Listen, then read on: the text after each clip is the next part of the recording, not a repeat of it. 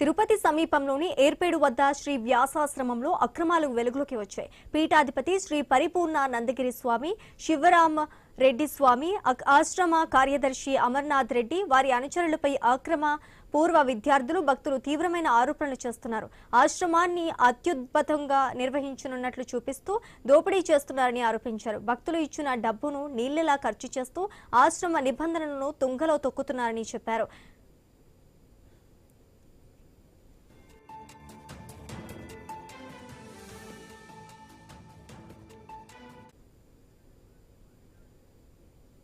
ఆశ్రమంలోని ఆవాస బాలుర సంస్కృత పాఠశాలను మూసివేయడాన్ని భక్తులు ఆరోపించారు. సాధువులు, సన్యాసులు, బ్రహ్మచారులకు బ్రహ్మ విద్య నేర్పించే శిక్షణా కేంద్రాన్ని కూడా మూసివేశారని అన్నారు. మహిళా వృద్ధాశ్రమం, వైద్యశాల, కంటి ఆసుపత్రులు కూడా కనుమరుగయ్యాయని చెప్పారు. అధిష్టాన మందిరంలో నిత్య పూజలు, అభిషేకాలు సరిగ్గా జరగడం లేదని అన్నారు. దేశ విదేశాల నుంచి కోట్లాది రూపాయలు విరాళాలు వస్తున్నా వాటికి ఎలాంటి రసీదులు ఇవ్వడం లేదని చెప్పారు.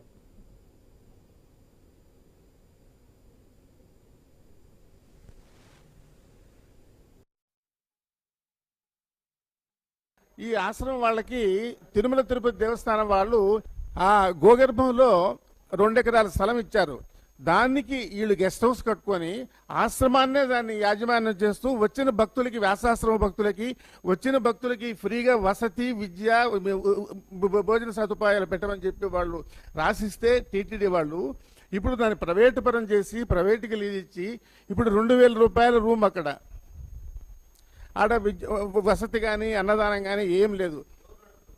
అది ఎవరో ఆశ్రమం వాళ్ళకి సంబంధించి ఎవరు లీజులో ఉందని వింటున్నాం. దాన్ని అది చాలా స్పష్టంగా మీరు కూడా ఎంక్వైరీ చేయొచ్చు దాని గురించి. కొండ మీద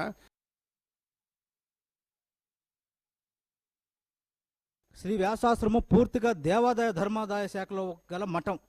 అన్ని అధికారాలు, సర్వాధికారాలు దేవాదాయ శాఖకు ఉన్నాయి. దేవాదాయ శాఖ అధికారులకు మేమంతా ఫిర్యాదు చేశాం. కమిషనర్కి ఇచ్చాం, చీఫ్ సెక్రటరీ గారికి ఇచ్చాం, ముఖ్యమంత్రికి ఇచ్చాం, డీజీపీకి ఇచ్చాం, కలెక్టర్కి ఇచ్చాం, ఎస్పీకి ఇచ్చాము. అన్ని ఫిర్యాదులు చేశాము. అందరూ విచారణ చేశారు.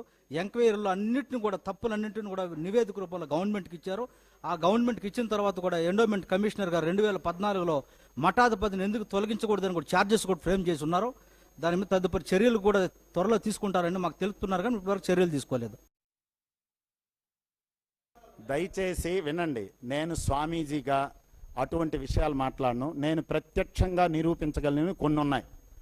ఆశ్రమంలో, ఆశ్రమం అంటే పూజ, పునస్కారాలు, పారాయణలు, ఉపన్యాసాలు, అన్నదానము ఇవన్నీ జరగాలి. ఇవి ఒక్కటి లేదు అని మీరు ఎవరైనా రండి, మేము నిరూపిస్తాం. అది పరిస్థితి. ఆశ్రమానికి ఎవరికి ప్రవేశం లేకుండా చేస్తున్నారు. ఒక్క కాకిని కూడా లోనికి పోనివ్వటం లేదనేది 100% సత్యం.